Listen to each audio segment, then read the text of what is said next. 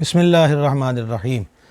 ناظرین اکرام، انسانی دماغ مختلف سوالوں کی جستجو میں لگا رہتا ہے، بلکہ یوں کہیے کہ انسانوں کا دماغ مختلف سوالوں کی آماجگاہ بنا ہوتا ہے۔ کبھی یہ سوال فضول بھی ہوتے ہیں اور کبھی دلچسپ بھی ہوتے ہیں۔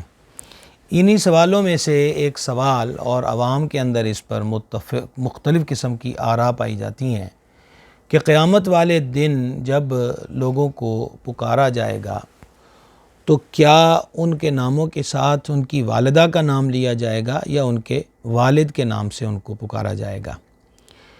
کہنے والے یہ کہتے ہیں کہ نہیں جی، قیامت والے دن اللہ تعالیٰ ماؤں کے حوالے سے لوگوں کو پکارے گا، باپ کے حوالے سے نہیں، اور اس کا وہ ریزن بیان کرتے ہیں کہ یہ پردہ داری کا معاملہ ہے، جبکہ یہ بات درست نہیں ہے۔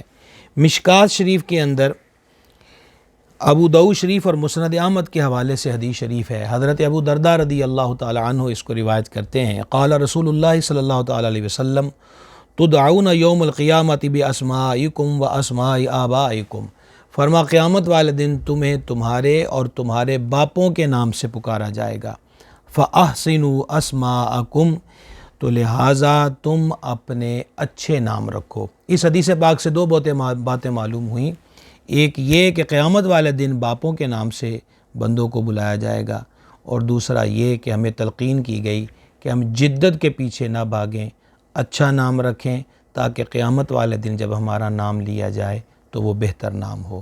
اللہ تبارک و تعالی ہم سب کے حالوں پہ کرم فرمائے۔